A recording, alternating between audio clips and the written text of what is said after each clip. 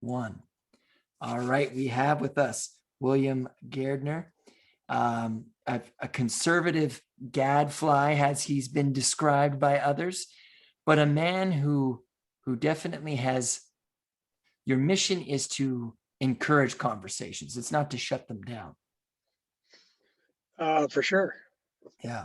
I think it's the healthiest thing we can do as a people is to keep the conversation going. And in my last political book, which was The Great Divide, the subtitle was Why Liberals and Conservatives Will Never Ever Agree. And some people said, what are you talking about? They will never agree. And the point of the book was that, okay, let me give you an image. There's a guy who's standing out on the street, and it's a beautiful day, and he sees these gorgeous buildings, and suddenly the ground starts to shake, the buildings start to fall, and he says, oh my God, it's an earthquake. And I say to him, no, it's not an earthquake. It's the consequences of the earthquake. The earthquake is actually invisible. It's way beneath the ground, and the grinding of these tectonic forces that are causing the rubble at the surface. My book, The Great Divide, is an attempt to expose people to the idea that the rubble, the political and the moral rubble, which we are experiencing in our daily life in this country, you can see it in any newspaper or TV show, is being caused by invisible forces, which are like those tectonic plates, but you can't see them until you read a book like The Great Divide, which reveals them to you and helps you to see what the forces are. And it so happens that quite a few of those forces divide liberals and conservatives from each other for fundamental reasons. And I'll just give you one and then over to you. The typical modern liberal, and when I say modern liberal intentionally, because a true liberal has nothing to do with a modern liberal. A true liberal is someone who very much associates himself with the foundation of liberty. A good political society is grounded in the liberty of all, not just the liberty of me, but the liberty of our whole society. And of course, there's an implication that you need order in a free society too. You can't just have, freedom, everybody running around shouting about freedom without order. So that was the classical liberal. Somehow over the last 50 years or so, that foundation has shifted in the West to a foundation of forced equality. That has become more important in the minds of the public than a foundation of individual or civil liberty. At any rate, I'll just give you an example of why a liberal and a conservative will never agree, for example, about what you might think would be a simple concept like human nature. And there's a chapter in The Great Divide on human nature about this difference. The typical modern liberal will say that human nature is incredibly malleable. We can change human nature through policy and law, legislation and court decisions. We can change the nature of our society. This is the foundation of all modern revolutions, this belief that human nature is unlimited in its malleability. The conservative, what I call the true conservative, again, because I don't like the way we use the word conservative for some of our parties. For example, in Canada, someone who calls himself a political conservative may very well be a modern liberal in many moral aspects. You don't know till you start cross-examining them. But what I call a true conservative would tend to believe that human nature is more or less fixed and has been for all time. From Aristotle forward, human nature is pretty much the same. You can't change it through policy and law. On the contrary, policy and law should be adapted to what we know human nature to be. That would be the conservative position. And of course, if you go out to a restaurant and you meet someone who says he's a true conservative, the first thing he will tell you is stop trying to change everything. I know it's not perfect, but it's okay as it is. It's been here for 300 years. Please leave it alone. Whereas the modern liberal will immediately be saying, no, we have to change it. We have to overturn the whole damn thing, start anew, create new institutions, perfect society. Well, the conservative view is you can't perfect society ever because you can't perfect a human being. Human beings are fallible by nature. Right. Christian would say sinful by nature. I'm not going that far in this show. I'm just saying fallible by nature, prone to error, prone to poor judgment, for which we need a strong civil society.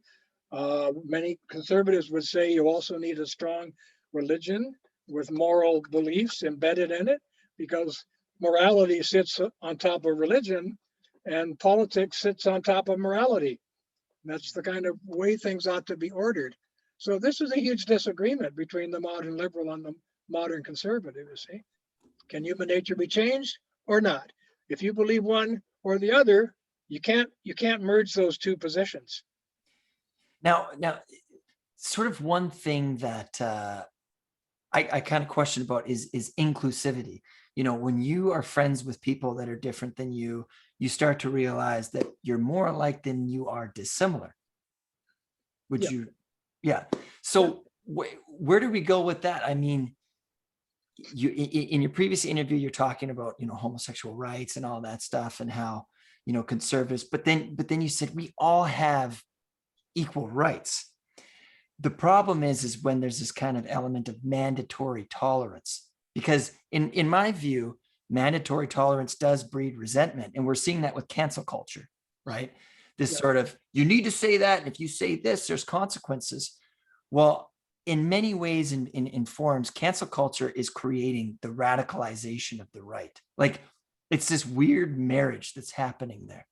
Would you agree that this sort of this left sort of socialist, and again, you know, keep in mind, I identify as someone who's liberal, right? Who believes that people can change.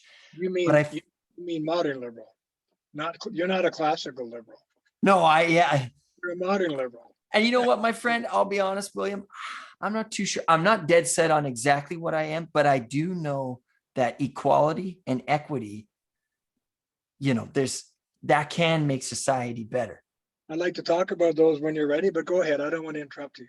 Okay, well, The difference in those two words, I mean.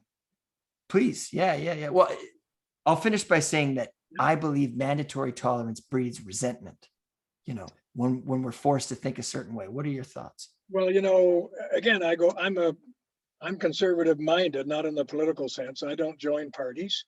I'm not a modern conservative, just because I don't like the brush they're painted with. I'm what I call a true conservative. That began with Aristotle in the West, really. Mm-hmm. Runs right up into Edmund Burke, for example, in the 18th century, and other people like Roger Scruton in this century, who are what I call true conservatives. At any rate, where were we? You asked me a question and I just lost the thread, but you were leading up, I think, to this equality and equity thing, weren't you? And I wanted to comment on that. Because, you know, in the English language, equity usually refers to what is deserved. Equality usually refers to an equality of shares of something. For example, suppose you're a man with 5 kids like me. I want to be equal to I want to treat all my kids equally. But if one of them misbehaves and becomes a moral criminal of some kind, I'm not going to do that. I will treat him under the rubric of equity. What is deserved? You don't deserve. You don't deserve the same as my other kids deserve, because you mistreated your parents, mistreated your siblings, all that kind of stuff, you know? So equity is about what is deserved. Equality is about equal shares of something. And we've been confusing the terms. For example, in the modern slogan, EDI, equity, diversity, and inclusion, right? But we're using the word equity, whereas what we should be using is the word equality, treat people equally. Equity doesn't mean that. It's about what is deserved. And the left in this country has been playing on that difference in meaning to say that, well, I do deserve. I deserve more money. I deserve more pay. I deserve more privilege, like you have, for example, you know? In other words, they're using equity to imply some kind of class oppression in their society. And therefore, they deserve to be treated differently than everybody else, treated better, given some kind of advantage because they were oppressed in the past, or their parents were, or some, their peoples a couple of generations ago were oppressed. This all comes out of the pseudo-Marxist sort of line of thinking that, you don't want to get into Marxism on this show. I happen to have studied it a little bit. I know a little bit about it, but all you have to do to understand cancel culture and everything you just mentioned earlier, all you have to understand is that the main Marxist framework is that there are oppressors and oppressed in no matter what you're talking about, sexual matters, monetary matters, matters of class, whatever. There's oppressors and oppressed. And the whole deal today, of course, has nothing much to do with true Marxism, which is much more sophisticated than that. But the root of it is this idea. I mean, I remember Marx said, tell me what you have and I'll tell you what you think. Right? The implication was, if you have a big, beautiful house and a Mercedes or whatever it is you have, I got a pretty good idea of the way you think about other things, because it means you belong to a certain class in society. Therefore, you're oppressing certain other people who are not at your level and are not paid as much as you. Okay, we're not going to say they're slaves, but there's oppression here. So the word equity is being used improperly, but only for political advantage in that slogan. So there will always be an oppressor and an oppressed. Yeah, that's the Marxist framework. Yeah, but do you agree with that? Do you think that there will always be oppressors and oppressed? I don't disagree that there have been oppressors and oppressed in history. That's for sure. I think slaves, for example, were oppressed, right? Even though some slaves, even back when, figured it was a normal institution. And when they were able to buy their freedom, sometimes they bought slaves themselves. That's how normal it was. Every country in the history of the world has used slavery at one time or another. I mean, not today, but up until very recently. So let's not talk about slavery. It's a whole other very fascinating topic. But right, there's a situation where you have oppressors and oppressed, for sure. But when it comes to, for example, modern feminism, I don't buy it for 1 minute. Most women, say modern Canadian, American, European women in particular, I'm not talking now about peasants in some third world country or whatever, are the wealthiest, best educated, most privileged class of females that have ever existed in the history of the world. Yeah, I see your point, but I also I'm not a woman, right? So I've never known what it's like to experience working as a woman in, as a higher up or whatever. Yeah. But I do know that from what my partner tells me, that, guys say things that just are very misogynistic. And anytime somebody can say something to you that sort of pries on something that's kind of out of your control, you being a woman or you being a man or you being of African heritage or you being of European heritage, whatever, anytime somebody kind of targets that's a piss off, right? And that is a reality. So yes, I can kind of see what you're saying, that women here have it so well, but it's not perfect. And there is that sort of power struggle. And I really think that that's kind of the root of problems, is power. And the reality is, how do we relinquish it, without it being complete chaos? Well, you just put your finger on a good point, which I'm going to use to respond to you a little bit. Please. Which is that power is something which exists in all human organizations. Of course. Families have a sense of power. Traditionally, it was the man who had the power over the family, because he brought the game home, to feed them. And the woman, in other words, he tended to provide and protect, and the woman tended to nurture and care for the children and feed the family and so on. But there was power involved in the family structure. Modern feminists have objected to that for all sorts of reasons, which we can't get into in this show. We don't have enough time. I'd love to talk to you about it again, like how feminism, which began in Sweden, for example, eventually in radical feminism I'm talking about. I'm not talking about the fact that the ordinary woman may have a cause of complaint. I'm talking about radicals who want to change all of society in terms of modern feminist principles. It's a very different thing. Like when I ran my business, we had this government guy come in. Well, first of all, I should preface it by saying when I took over the business from my dad, after a month or so, I noticed that there was one department in the company where we had 4 people working. 2 were men and 2 were women. And I noticed that the women were paid less than the men. And I turned to the manager of the department. I said, why? Why are you paying the women less than you pay the men? Aren't they doing exactly the same work? Because if they weren't, I didn't, that's another issue. He said, yeah, they're doing exactly the same work every day. I said, why are they paid less? He said, well, they accepted it. Pardon? Well, they applied for a job, and I don't want to pay more than I have to. When you go to the grocery store, you don't buy the most expensive oranges if you don't have to. You may get oranges that are just as good for a lesser price. Labor's the same, he said. So they accepted less money. They were happy with it, so that's what I paid them. I said, change their pay. I want them all paid the same. Well, some people would say, oh boy, that makes you a feminist. Well, it didn't really. It just made me someone who thought that equal work should have equal pay regardless of your sex. Now, let's talk history a little bit. This is not always considered a normal thing to think or to believe in our society. For example, in the 19th century, there was something called the family wage. Anybody with half a brain who was an employer would pay a man who was married and had kids more than a man who was unmarried and had no kids. That was called a family wage, and it was meant to support a family of 5 people. That's a big difference in pay. The young men then didn't complain. They said, well, if I want more, I have to get married and have kids, and I will get more. But I don't expect you to pay me more just because of my sex. Right. It was about my condition of life. And it was the young individual man back then would say it's better for our society if you pay married men more. How the hell else are they going to feed their kids? Yeah. Right?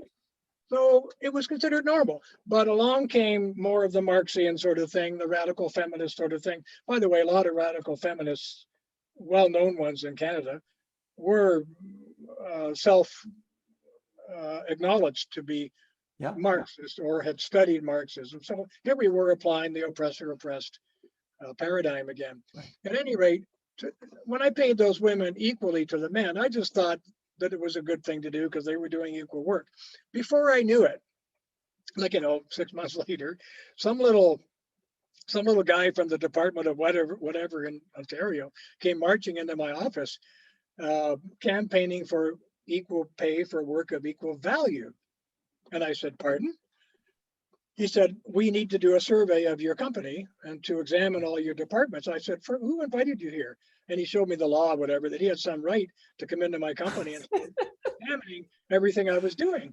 Yeah. I almost just threw him out. But instead I said, what's the basis of your investigation? He said, equal pay for work of equal value. I said, well, that's different from equal pay for equal work, isn't it? Which is how I paid those 2 women, see? Right.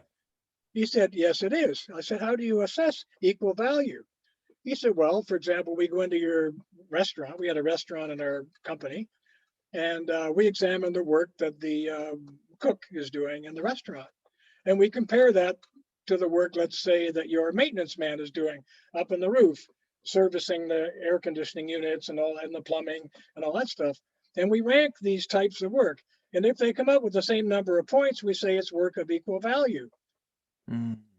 So he actually tried to make the case that our maintenance man, that our cook deserved the same pay as our maintenance man. And there was about $5,000 a year difference between them. Right. He said, we want you to pay her $5,000 more.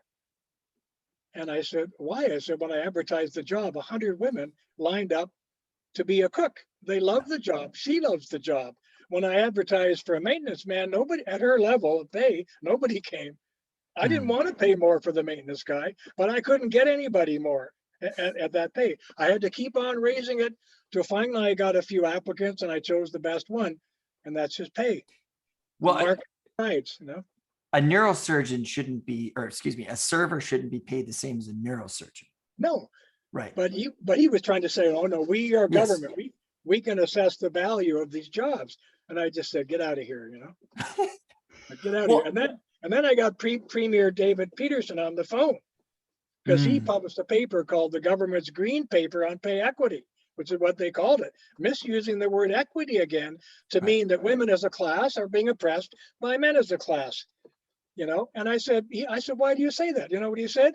Because women on average make about 75% of what men make in Ontario. And I said, well, did you know, because I did the research, I said, did you know, sir, I said, that never married men and never married women in Ontario make almost exactly the same pay at every decade of life. In fact, in the early decades, never married women tend to make more than never married men. So what do you have to say about that? You know what he said? He said, oh, well, it's politics. I'm quoting.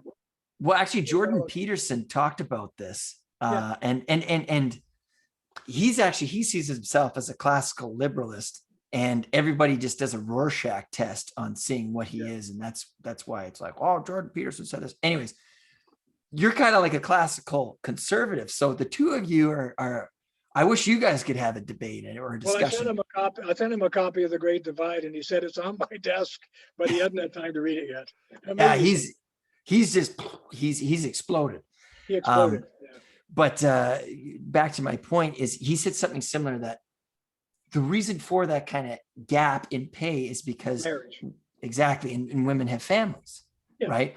But you raise a very good point that if a woman stays unmarried and follows her career, and a man does the same, exactly the same pay all the way through. Yeah. But because there is a bit of discrepancy. I mean, I think about my own family. You say you have 5 kids. Yeah. And 15 grandchildren. Wow, congrats, man. You're busy. I just find that, are there inherently things that men are better at than women? And this is a quagmire that we get ourselves into. It's not really a quagmire. A lot of people do research on this. I wrote a book years ago called The Book of Absolutes. And one of the chapters is called Brain Sex. It's about the way in which men and women differ inherently, not just by socialization. I put a quote at the head of the chapter, and the quote was that boys and girls are just as different above the neck as they are below. Right.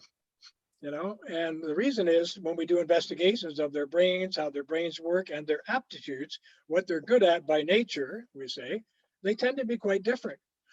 And often my wife and I notice that. For example, one of the things they say in the studies is that if you ask a man where so-and-so is, he'll tend to give you north, south, east, west directions.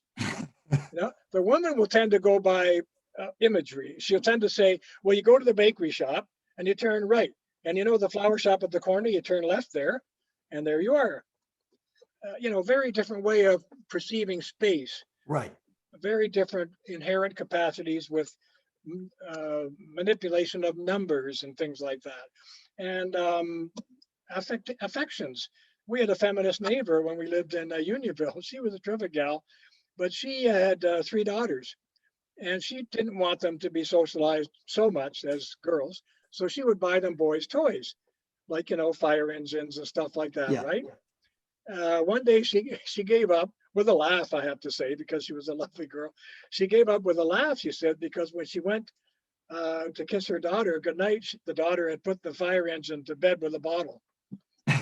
Right. That kind of nurturing. Yeah, with nurturing and, making a baby out of the fire engine. Someone I can care for, And I think that, please, by all means, correct me on this, but we do make generalizations, especially in regards to gender. I mean, nobody wants to see me with a power tool, right? But whereas, growing up, it was like, oh yeah, to be a boy, to be a man, you don't cry and you got to go get a good job. You're working in a factory, all this stuff. And that is just never appealed to me. I mean, I got into education, which is a field that, is still largely dominated by women. Yeah. My point. And you're running your own podcast. You're not sitting in the audience. Yeah, well, that's true. I mean, my ADD is just too feral for me to be an audience member. Obviously, you like to lead. You like to take control. Oh, I see your point. You've got the microphone, not me. Oh, well, yeah. I mean, the goal being, of course, that you speak as well. But I do see your point that, well, the human species, it's taken, we've been evolving for 100,000 years, let's just say, right? And there are these our primitive instincts, if you will. And traditionally, primitively speaking, you mentioned it, the man would go hunting and the woman would take care of the shelter. Yeah. But again, that's kind of a generalization, sort of like, let's just say 95% of the people did that, but 5% weren't like that. And I guess where I'm going is that not everybody fits into the genderized roles. If you leave them alone, they do. Mm. If you're a modern liberal and you want to change them, then you bring in all kinds of pay equity laws and gender laws and laws and rules about pronouns and things like that, because you're trying to re-engineer human life. The true liberal, the true classical liberal would say, get your foot off my neck, buddy. Get your foot off my neck. I will be what I choose to be, not something that you decide I should be.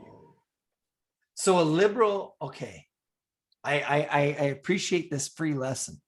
A liberal, if the definition of the word is free, freedom. Liber in Latin, free, yeah. Yeah. Whereas a conservative, it sounds like, for example, defund the police, right? Getting rid of the police system. That's a very dangerous proposition, right? Yeah, You get madness in the streets. Yeah. And I'm not saying that there isn't a colonial element. There is a colonial element in terms of policing.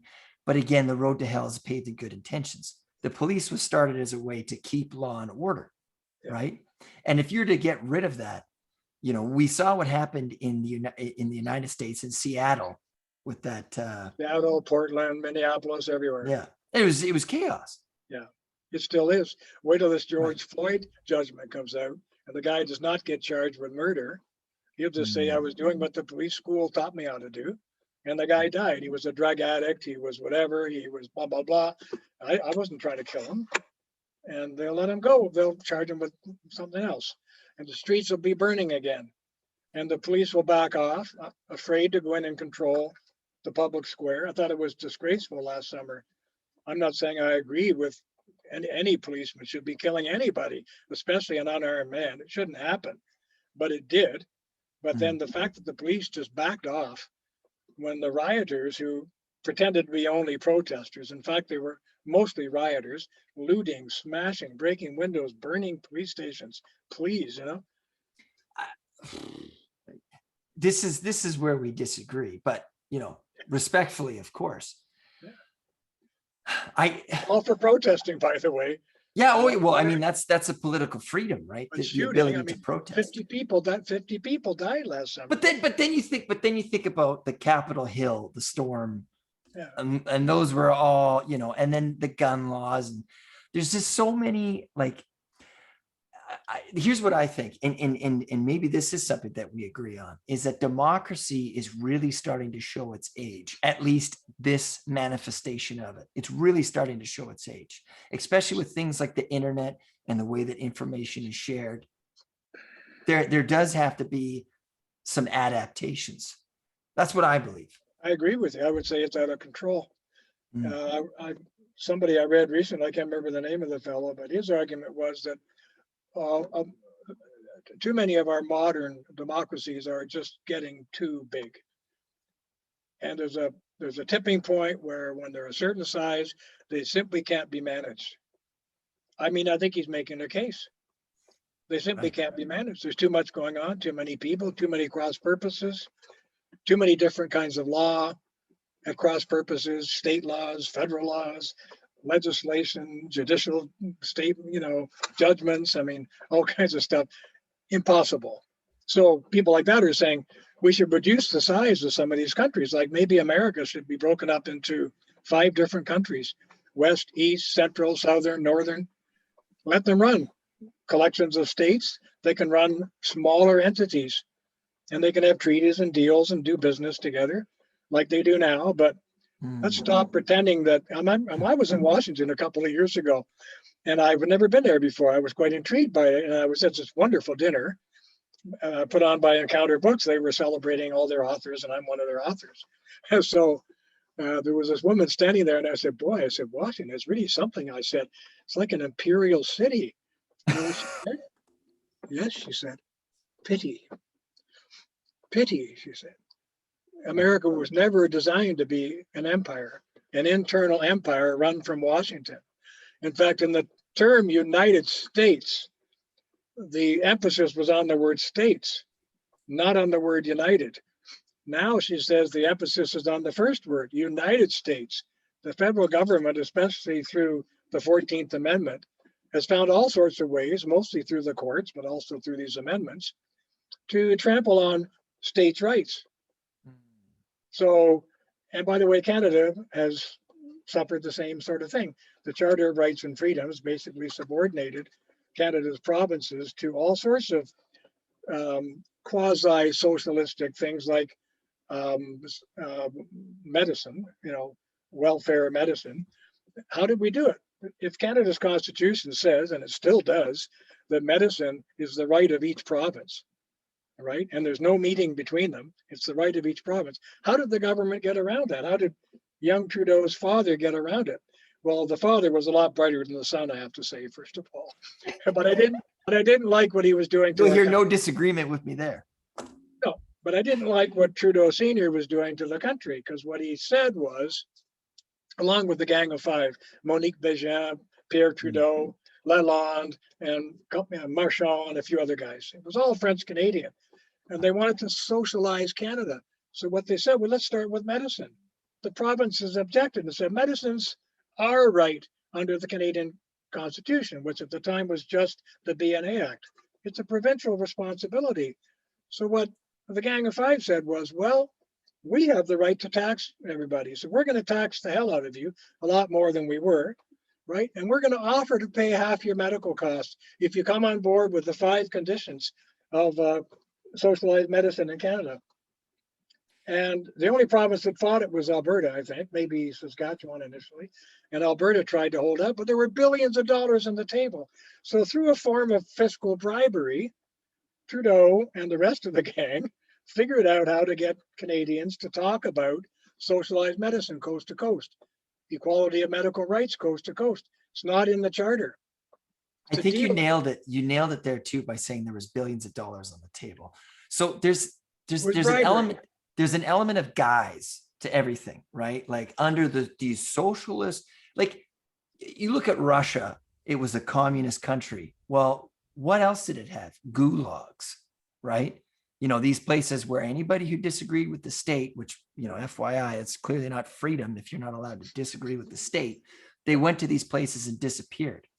So, and where I'm going with this is that we're going to have this sort of the socialist Medicare system, but we're going to get it through billions of dollars, meaning that there's a capitalistic elements there. I mean, look at Hong Kong and China. China's, again, a communist country. Go to Hong Kong. That's like the capitalist epicenter of the world. It's changing now.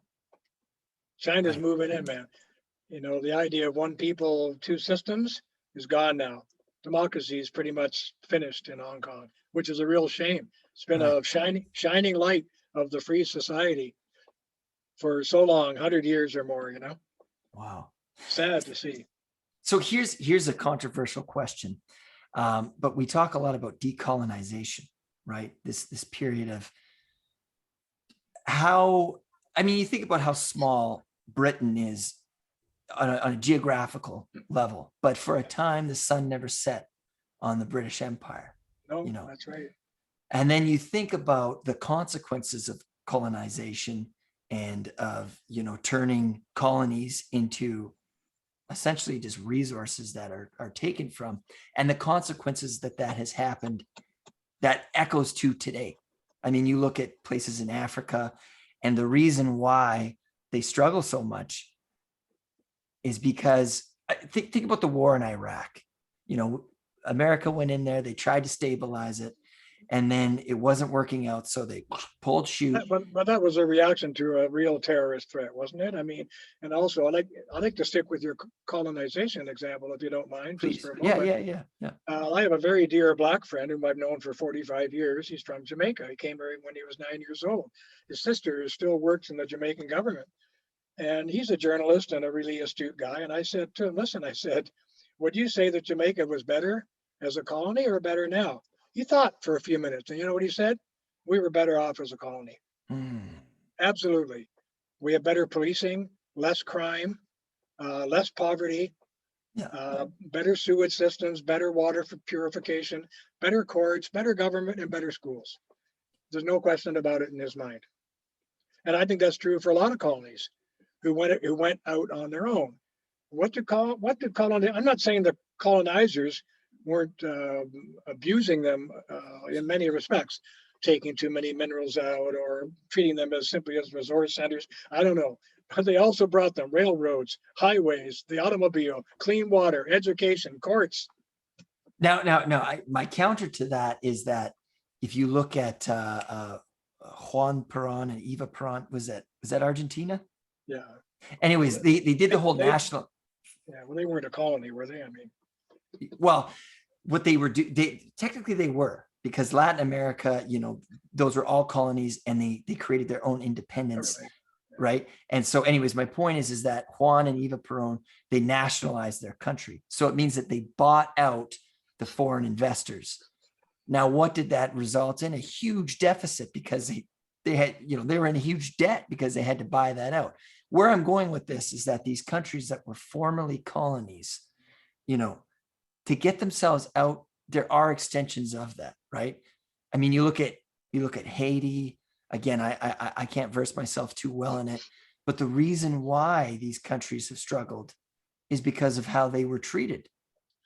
I can't say much about it. You know more about it than I do, I'm sure. But Right. Whatever I know, which, as I say, is limited, it came from my readings. Actually, I've done a fair bit of reading about it. Lord Peter Bauer was one of the finest, I think, political analysts of the colonial system, and of the so-called third world, not a term that I like. Developing world. If you look into his books, Peter Bauer, Bauer, you'd really enjoy a fresh perspective on what actually happened during the periods of colonization in so many of these countries and what happened to them afterwards and so on. It's not fresh in my mind right now, but I remember being influenced by it. He was such a solid, calm analyst of the situation, which is what you need. There's a lot of emotions on all sides on this kind of question. I'm going to go out on the limb and just say I think a lot of those countries which shook off colonialism have actually declined since, done worse since in many respects. Maybe not all of them. The only example I gave you was Jamaica, from a guy who knows a lot about it, whose sister works in the government there, and he's a politically savvy dude here in Canada. He just said, no, we were better off under the English. Yeah. And I mean, and this is where it's difficult. And again, getting angry or upset or reactive, it doesn't make things any better for conversation. You know what I mean? Like, no, for sure. That will never provide us the illumination that we need. It's what we do with that frustration or that anger, raising awareness, reading, like you say. And I guess the other piece is in Canada, we're kind of going off here, but what is the biggest problem facing Canada today? Oh, man. Well, the first book I ever wrote was called The Trouble with Canada. Right. I don't know if you're familiar with it. 20 years later, I revised it. And that book's called The Trouble with Canada still. Yeah. And if you would like to do more of these shows, and you don't mind me flagrantly self-promoting, I recommend you dip into that book. Every chapter, you got 10 shows in every chapter, because it goes into the welfare system, the criminal justice system, the Constitution. I mean, just a ton of stuff. I was just doing my citizen duty. I just wanted to say what I thought needed to be said about Canada and how it had been mutating over the last 50 years. So I wrote The Trouble with Canada, became #1 in Canada 3 months later, and changed my life. I was just on the air all the time like this. Yeah, it's a little different now. I mean, that was 30, 40 years ago.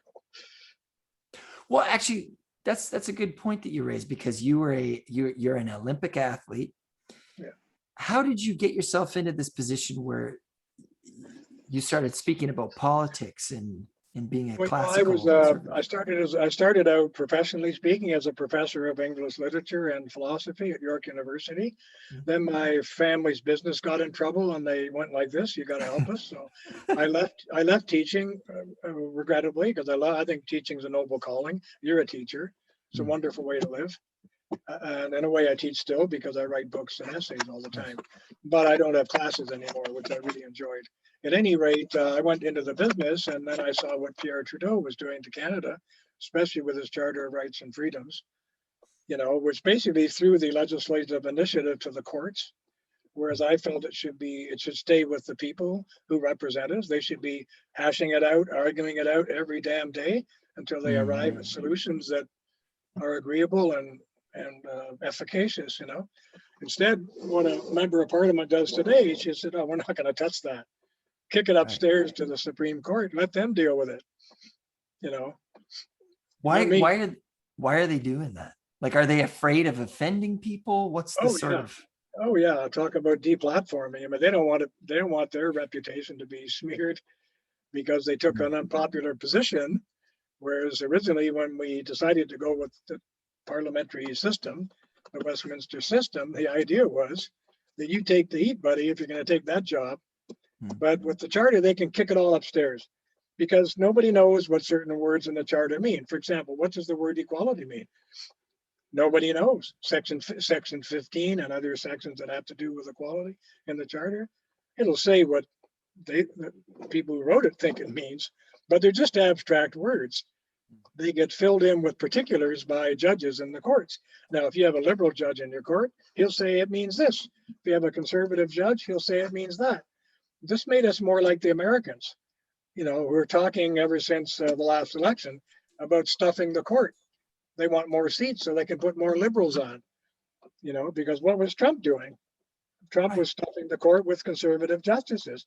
And I applauded that because we had too many liberal justices. Now it's a little bit tipped the other way. Democrats are going crazy. They want to increase the number of seats on the Supreme Court of America so they can stuff it with liberal judges. You see, so the legislature is not exactly insignificant, but way less significant than it used to be, both there and here. And it's charters that make that happen because it throws the initiative to the courts on every difficult moral issue in particular. Legislators will not deal with them if they don't have to. It makes them look bad. They don't want to be unpopular, Right. And there is that sort of that degree of placating or whatever. Yeah. The other thing too is so yes, your opinions are controversial. Do you see, like, do you ever have points in your life when you're like, okay, you know what, I was wrong about that? Do you ever have moments when you're like, you know what, gay marriage, like, so what? They just two people that love each other. Well, I don't know if you want to get into that. I've worked out those arguments elsewhere pretty effectively, I think. Yeah. Part of what that boils down to is what's love got to do with it. There's all kinds of bad love, and there's all kinds of good love. Maybe homosexual love is bad love. I'm not going to say that on this show, but I can tell you that our society has been trying to teach us for a couple of thousand years the difference between good love and bad love. For example, self-love is bad love, Kleptomania, love of stealing, is bad love. Sexual love of little boys is bad love, et cetera, et cetera. The psychological manual, the DMSA, whatever they call it, DSM, yeah. DSM that they bring out, is full of words that end with the Greek term philia. Philia means love, okay? Pedophilia, for example, love of little boys. Kleptomania, etc. Well, philia is at the end of a lot of words in that book because they're trying to explain types of bad love. The first homosexual I had this argument with, he said, well, you can call it bad love if you want. I said, well, I'm not going to upset you, but I think that our society has tried hard to teach us the difference between good love and bad love. Traditional heterosexual marriage has been considered good love. Why? Because we've restricted it to number, gender, age, and incest. We said you could marry one person at a time, not two or three or four, right? We said it must be someone of the opposite gender. It cannot be someone beneath a certain age, and it cannot be a close blood relative.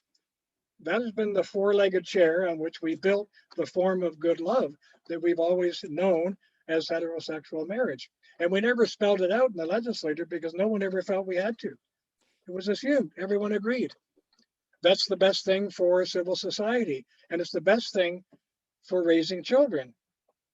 You know, not national daycare centers or homosexual homes where they may do the best possible job to raise their kids. I'm not saying they don't, but you should not intentionally be depriving any child of a mother or a father in the home.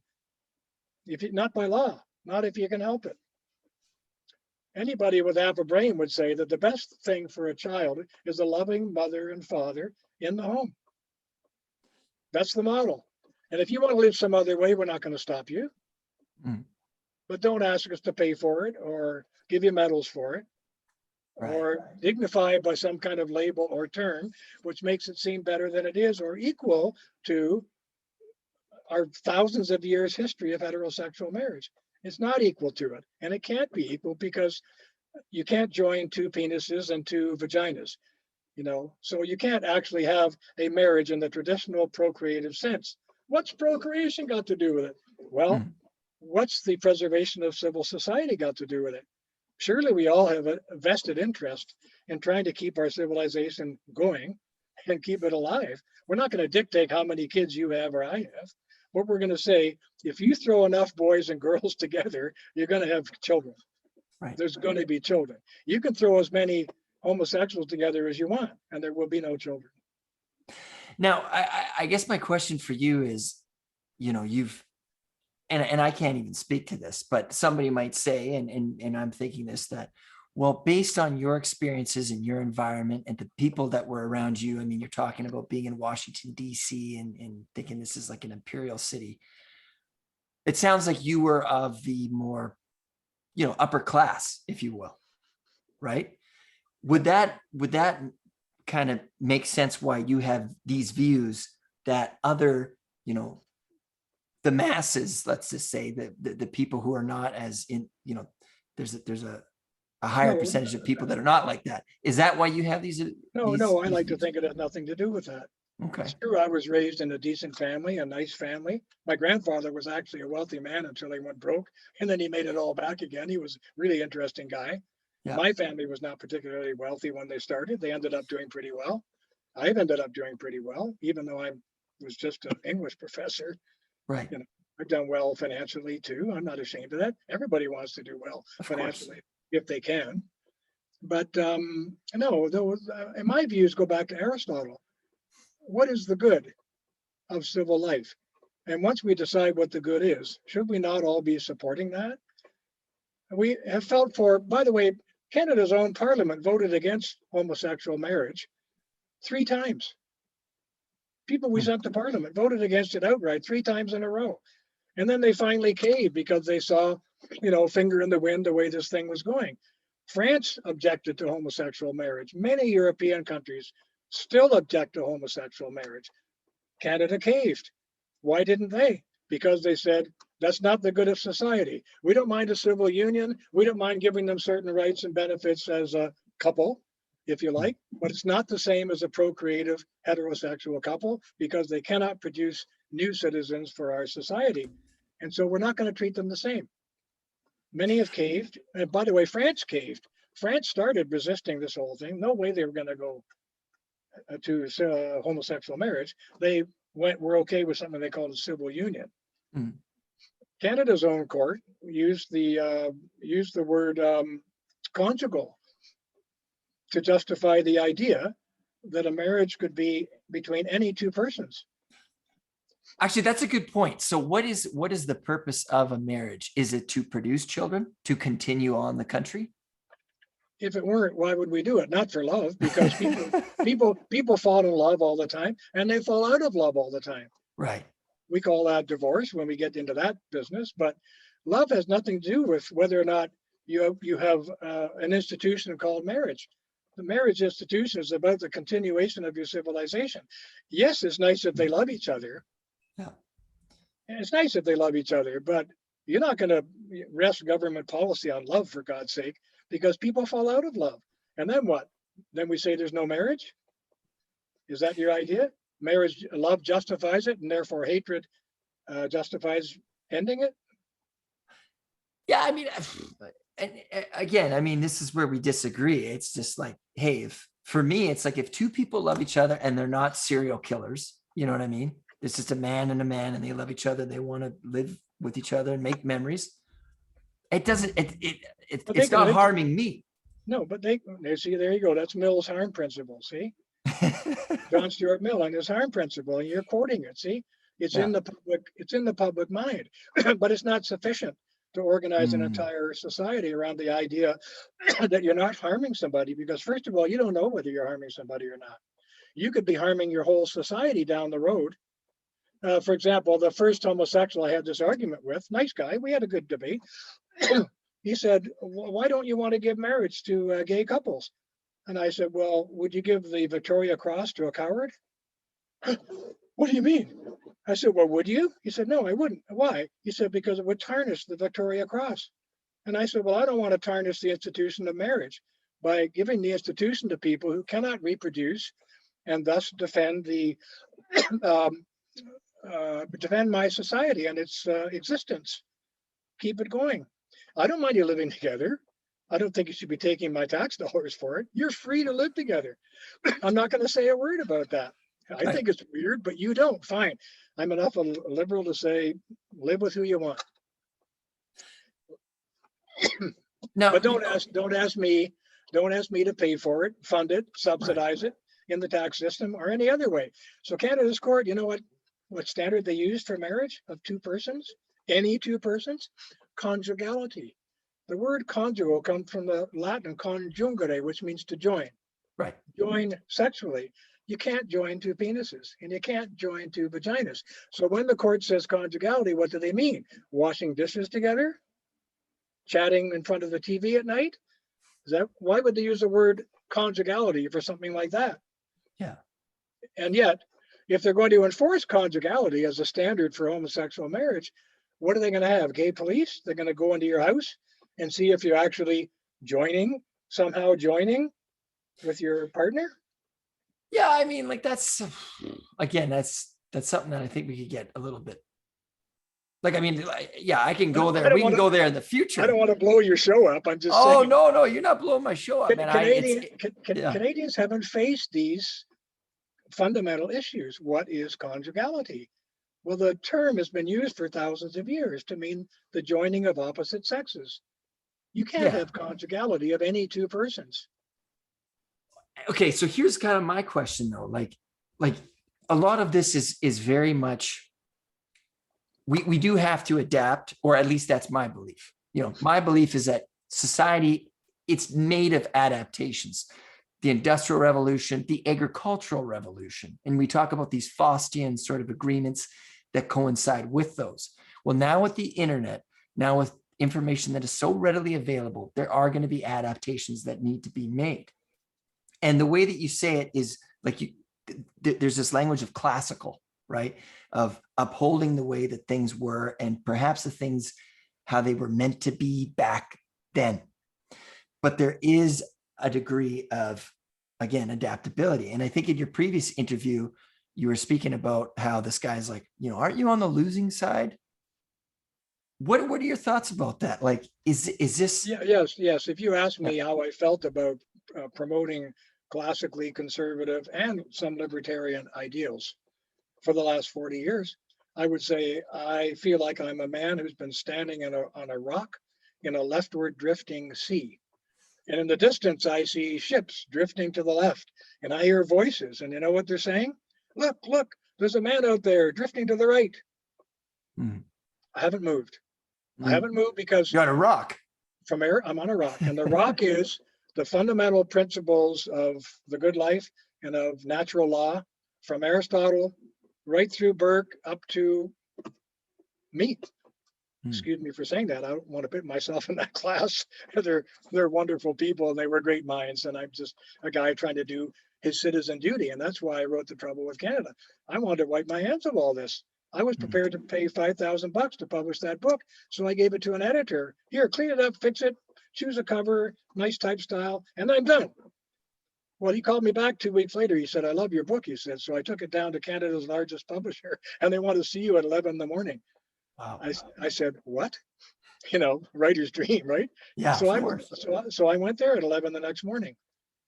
And the first thing that Jack Stoddard said, he died last year, but he ran Stoddard Publishing, which was a division of General Publishing, which was Canada's largest trade publisher. Just tell us a little bit about yourself, he says. What makes you a conservative or not? Because I'm a liberal, he says, and we feel we have to publish books like this, just to be open-minded. I said, Jack, please. I said, why am I a liberal? What am I going to tell you? Well, at the time, Brian Mulroney, the prime minister, was pushing something called national daycare, which of course, Justin Trudeau's trying to get off the ground again. National daycare was going to be funded by everybody. And even if you had a tennis racket and a mink coat, you got free daycare for your kids. You know, it wasn't like a distinction where giving to people I call the truly needy, which I support. But I don't support giving free daycare to women from Rosedale and mink coats. So anyway, so I said to Jack, Jack, national daycare, because it was in the air then. I said, let's just say you would have to drag me stark naked all across Canada behind a team of horses to get me to admit that government daycare was better than a loving mother and father. Oh, yeah, okay. Because it's not, and it can't be. And I wrote a chapter on the daycare issue in a book called The War Against the Family. And that's where I lost a lot of libertarians and conservative people who are actually just fiscal conservatives. They're not real conservatives. When I wrote about the attack on the family, which in the West began years ago with, you know, Marx, Engels wrote a whole book on how the family should be destroyed because it's the birthplace of privacy and privilege. He's writing that in the 19th century. Engels. You know, if you think about that, Engels, what he's saying to destroy the family, that would completely disrupt and change what we are, because we are animals. We're just a type of animal. We're a strange primate, you know, that has used stories to get us this far ahead. Yeah, well, I don't agree with that entirely, but you go ahead. I understand where you're coming from, as they say. Yes. Yeah. And to completely change our nature, I mean. Well, now you're talking like a conservative. And that's which is how we started the show. Conservatives tend to believe we're not going to change. So stop screwing around with the laws, trying to force me to change, taking all my money to make it happen. Leave me alone. Get your foot off my neck. That's the conservative view. Do we need government? Yeah, but it's like Henry Thoreau said, the best government is the least government. The least, not the most. You know, I was going to say, it's funny how we can start a discussion and the best discussions, they never end with resolutions, right? It's there are possible resolutions. Okay, like, well, and what do you think that they are? Well, like do good, avoid evil. Mm-hmm. Might does not make right. All these kinds of things. Small, efficient government is better than a massive government that creates a new class of bureaucrats who are just marauding over the people, getting into excessive taxation, which I call legal plunder. I'm not against reasonable taxation. I think we should have a flat tax, 17% for everybody. No exceptions, no loopholes, no loopholes. You can do your tax return on the back of a postcard. And even the poor will pay $1. I don't care. Pay something because nobody gets something for nothing. You have to pay. How much? Pay your 17%. Yeah. Instead, we got a situation where we want votes. So we're trying to give all kinds of freebies to the poor and taking almost nothing from them in exchange. So they think these are rights that they have born with rights. And then we soak the hell out of the rich as much as we can, but they have enough money to hire big lawyers and send their money to the Bahamas.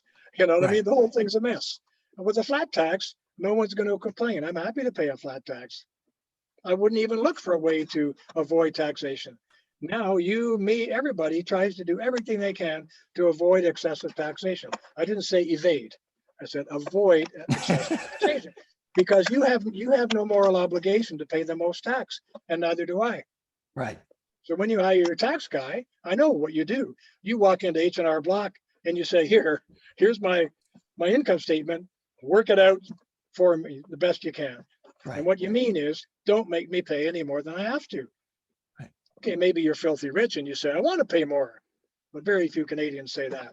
And by the way, I resist the prevalent public opinion that Canadians are generous by nature. Traditionally, we are about half as generous as Americans on a per capita basis. If you go to the international philanthropic societies, they will tell you that Canadians in general are a cheesy, stingy people. They do not like to give. They don't like to give. Americans, whom we all accuse of being greedy friggin' capitalists, they open their wallets every chance they get. There's hundreds of thousands of charitable societies down there and institutions helping the poor, helping the disadvantaged, helping the universities. The last time I graduated from Stanford, by the way, my God, who can afford to go to Stanford? Wow. Yeah. Stanford publishes a book this thick, like 3 inches thick, tiny print of all the grants that are available to Stanford students who qualify. Thousands and thousands of grants, generous people opening their wallets, wanting to help you and me. So that's the kind of society you want. In a free society, people will do that. But in a society like Canada, where the welfare state is kind of singing the song of "we do it all for you," right? People get stingy. They say, "Why should I write a check to that charity over there? They got support from the Ontario government, the federal government, the municipal government. They're already taking my money." That's the attitude you get. So the welfare state dries up the well springs of private giving. That's one of the cases I make in the Trouble with Canada book. And it shows it in there. All the numbers are in there from philanthropic societies. Canadians are way down here somewhere. Well, and for me, I just think that absolute power corrupts absolutely. That's what I mean. I don't know who said that. Obviously, that's those Lord aren't my Acton. words. Lord Acton said that, and forgive me for correcting him. Power isn't what corrupts; it's the love of power that corrupts. You need power. Everything based in power. Like I said, the family's based in power of the mother and the father. If they hit heads, it's usually the father who prevails, but not always. And in some societies, it may be the other way around. In your corporation, if you work for one, the president and the chairman of the board usually prevails. There's a power structure all the way through it, and privileges that go with it. You don't get a key to the executive washroom, but the executive does. Power structures are everywhere. You can't run an army without a power structure. And one of the reasons the world falls apart is because people forget that natural fact of life. Good heavens, in the English Revolution, some of the soldiers who were rebelling against authority, they actually pulled Cromwell aside and they said, listen, we think the general should take orders from the soldiers. Right? You laugh, because I laugh too. It's a screwed up thing to say. Yeah. The assumption is the general's there is because he's battle hardened. He's had successes in battle. He knows what he's doing better than Joe Flunky with the rifle does. Right. You know? But he has clout. But that's the kind of thinking you get into in these sorts of egalitarian revolutions, which is certainly what the English Revolution was. The French Revolution, about which I know a little bit, is another thing entirely. And instead of having gulags where they could send you when you get canceled, they just cut off your head. But it's a lot cheaper. Or like you think about what was happening in the Russian Revolution. Yeah, that anybody could just call on anybody. You didn't need any evidence. And it's this perpetual state of fear. There's a movie you got to see called The Lives of Others. Have you ever seen it? No. It's called The Lives of Others. It's about German society during the Nazi period, the 12 years of the Nazi period. Very subtle, interesting movie about how that fear of power, illegitimate power, swept all through society, created spies of all the neighbors, and kind of like what you're seeing with COVID now, where people are snitching on their neighbors. If they see too many people behind the barbecue, their neighbor. That happened to me. Our neighbor called us and the cops showed up. Yeah. That's what I mean. So even though this COVID thing is only half true, my friend calls it a panicdemic. It's a great word, a panicdemic. Okay. It's half panic, half epidemic. Well, and what a scandal, man. We haven't looked after the old. Oh, heavens. Yeah. I'm 80 years old. Unfortunately, I'm not in an institution, But I have to tell you, it's a disgrace. And I heard from people who know, financial analysts who know, that if we took all the money that Trudeau is throwing around over COVID, that's enough money to take every senior citizen in Canada out of whatever home they're in and put them in a first-class hotel room with 24-hour care for a year. Every one of them. So Well, why didn't we do that? I was speaking to somebody who's 98 years old and doing an interview with them. And he's just like, dude, I feel like I'm in a, well, he didn't say dude. He said, I feel like I'm in a prison. He is. Those places. You can't see them. They can't get out. It's a shock. And a true democracy, you measure it on how you measure it on the education and how we take care of our old, those that got us to where we are. Yeah.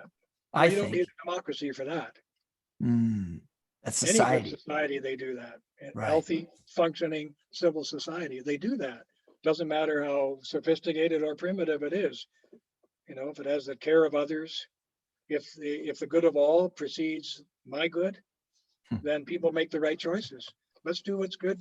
You know, when I was a kid, what you call democracy, I'm not saying it always happened, but generally speaking, the thrust was when you go to the polls, you try to vote on what you think would be good for the country, not just good for you. But now all that's gone. Now it's just people voting their special interests, you know, and legislators. Well, I speak for my constituents, not I speak for Canada. Yeah. Well, yeah, and there's no denying that lobbyism isn't happening in our country. You know, Crazy. Yeah, it is. That's something that we can agree on, my friend. Yeah, well, yeah, William, we agree on more than you think. Yes, we agree on more than you think. Yeah. And I do think that these conversations need to happen. Yeah. Right, because like you said, there needs to be a balance of power. Yeah. You know, it's not just this way or that way. It's not just mandatory tolerance. Yeah. You know, mandatory tolerance. There does need to be conversations. So what's the most recent book that you've published that audiences can? Okay, this one is up? called The French Traveler. It's a translation with my own notes of an 18th century book about exploration and travel in 18th century Canada. Anybody who loves that period of history, exploration in early Canada, is going to love that book. It's a great read. And the other book, which came out after the Great Divide, is called Disruptive Essays. It's a collection of a lot of what I consider my best writing, but which is unavailable to most people because it's in academic journals or a newspaper somewhere that they're never going to find. So I put them all between two covers here, and I think your listeners might enjoy them. And I've got your email, right? Yeah. And you're going to read The Trouble with Canada still. I will. If you do, when you do, you're going to want to talk again. Okay. So I'm going to send you a 2-page summary of the key points in that book. And Wonderful. any one of them is enough to blow your list right up, you know. You got it. Thank you very much. And William, take care. Thank you. You take care, man.